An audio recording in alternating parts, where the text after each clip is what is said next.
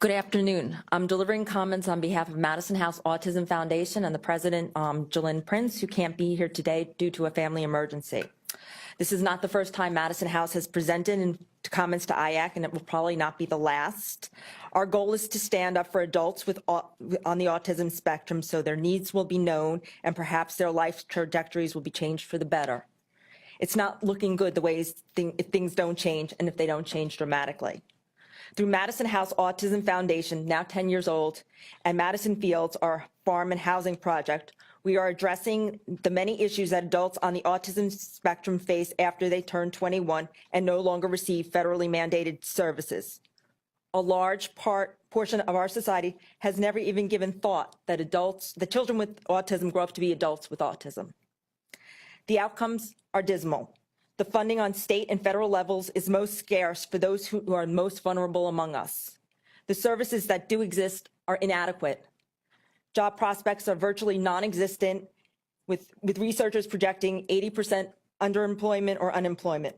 Many autistic adults live with their parents for decades.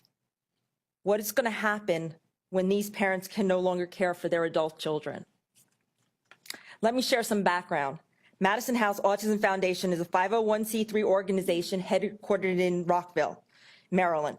Madison House addresses quality of life issues for adults with autism and their families. Madison Fields is a local project which provides a location for respite, recreation, riding, and agricultural-based employment and job training for adults with autism. Veterans groups, seniors, neurotypical, volunteers, and all those who can benefit from our services. Some of our other recent initiatives include a relaunch of our Autism Housing Network to great acclaim.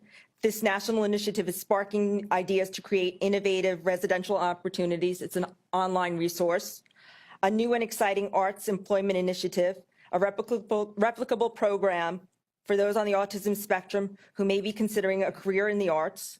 We've declared April 21st has Autism After 21 Day, and we're asking our colleagues, other organizations, and you to observe this day accordingly.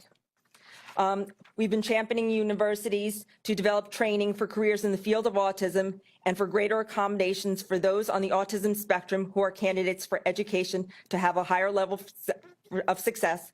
And finally, we're working with the medical community to look closely at the uniqueness of autism when providing medical care.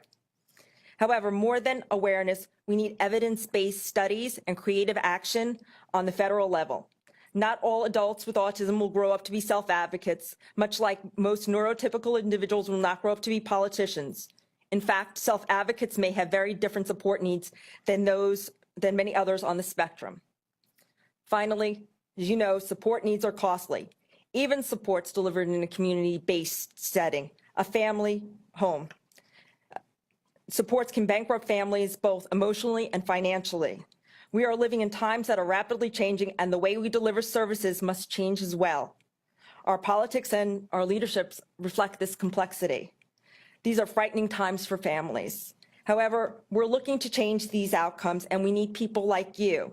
And Mrs. Prince is very honored to be part of the working group to change the future of adults with autism. Thank you. Thank you for your comment.